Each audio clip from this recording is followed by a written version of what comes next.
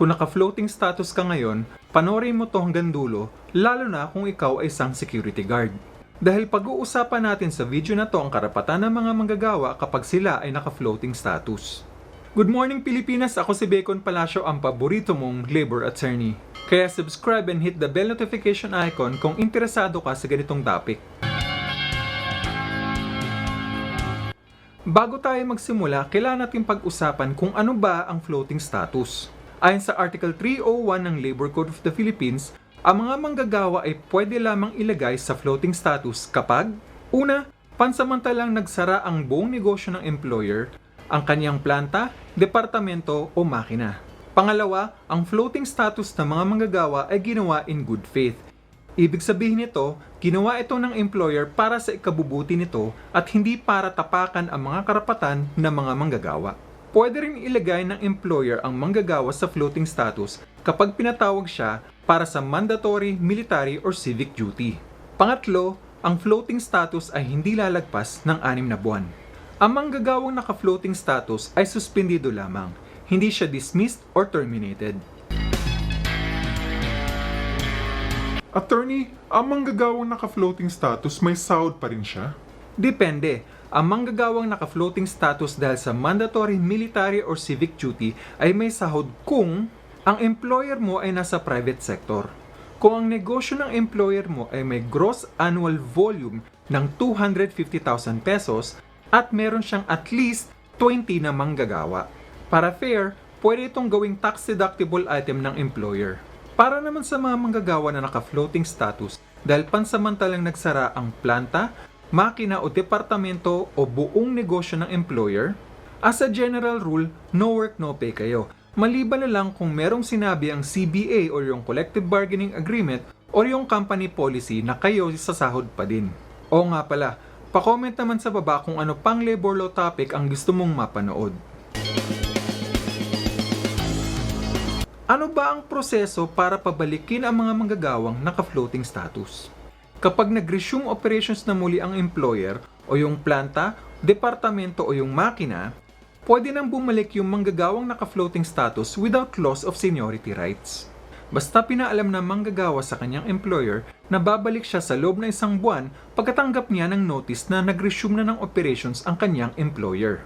Kahit anong klaseng notice po ito, pwedeng email, text, tawag o chat. Para naman sa manggagawang nag-mandatory military or civic duty, dapat ipaalam niya sa kanyang employer sa loob na 1 buwan na babalik na siya pagkatapos ng kanyang serbisyo.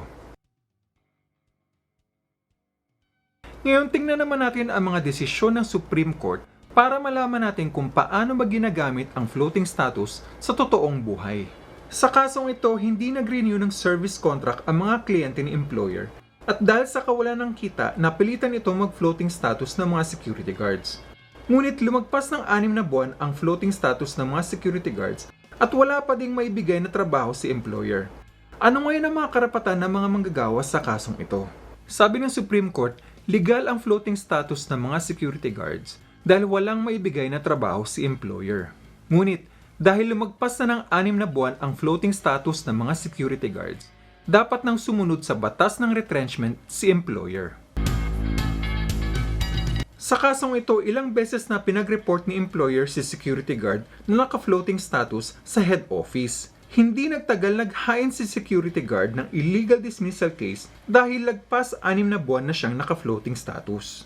Depensa ni employer, hindi naman dismissed si security guard kasi meron namang itong binigay na report to work order. Illegally dismissed nga ba si security guard? Sabi ng Supreme Court, pinapayagan ng Labor Code of the Philippines ang floating status kapag walang malilipatang assignment si security guard. Pero sa loob ng 6 na buwan, dapat i-assign ni employer si security guard sa isang kliyente. Hindi raw uubra ang report to main office o report to work order na wala naman nakalagay na specific assignment. Kung hindi raw ito gagawin ni employer, automatic constructively dismiss na raw si security guard. Sa kasong ito, napag-alaman nga ng Supreme Court na constructively dismiss nga si security guard. Kaya inutusan nito si employer na bayaran si employee ng full back wages, separation pay in lieu of reinstatement, at 10% attorney's fees. Bago tayo tumuloy, tandaan lang natin na ang report to work order ay pwede ipadala through text, call, chat, or email. Kaya hindi uubra sa labor arbiter ang report to main office. Ang kasong ito ay a classic example ng floating status in bad faith. Si security guard ay naghain ng kaso ng non-payment of SSS laban kay employer.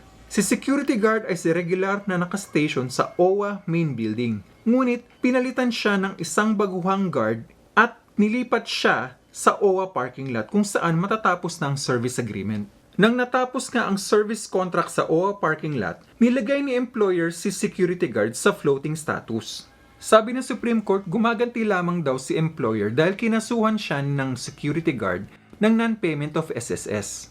At dahil dito si security guard ay biktima ng constructive dismissal. Kung gusto niyo makasalamuha ang Bacon Palacio community, please sumali kayo sa mga ito.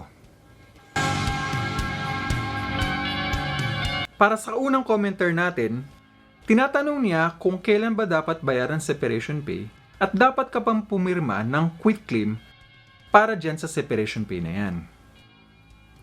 Ang separation pay ay kasama sa final pay at dapat itong bayaran ng employer within 30 days pagka-layoff sa kanya. Kung sa tingin mo mali ang pagka-layoff sa'yo, huwag kang pumirma sa quitclaim or pumirma ka para makuha mo yung separation pay pero lagyan mo ang iyong pirma ng under protest. Pagkatapos, lumapit ka sa mga organisasyon katulad ng NAFLU o iba pang labor organizations para bigyan kanila ng legal advice. Ayon sa pangalawa nating commenter, pwede raw ba siyang magkaso sa labor arbiter kung ayaw niya yung binibigay na trabaho sa kanya ng kanyang employer? Tandaan lang po natin na management prerogative ang pag-assign ng trabaho sa isang empleyado. Basta ito ay ginawa in good faith. Base sa iyong kwento ay pwede na mag-redundancy o retrenchment ng iyong employer. Ngunit nilagay lang kayo sa floating status para just in case na makakuha siya ng bagong kliyente. So, as of this moment, wala pa po kayong karapatang maghain ng kaso sa labor arbiter. Ayon naman sa ating third commenter, pinadalhan daw siya sa email ng notice to explain ng kanilang HR. At dahil hindi niya to agad nakita, sinabi ng HR, waive na raw ang kanyang right to explain. Para po sa detalyadong explanation, please click here. Ayon po sa video na yan, ay meron kang 5 days from receipt para sagutin yung notice to explain. At tatanggap mo lamang yung notice to explain na yan pagkabukas mo ng email. At kung tama ang lahat ng iyong kwento, nalabag ang iyong karapatang manggagawa.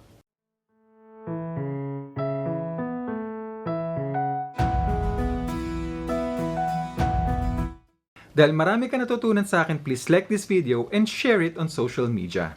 Now please click here to subscribe or here for more Tagalog legal education videos. At muli, ako si Bacon Palacio. Salamat at pinanood mo ako and I'll see you in the next video. Bye-bye!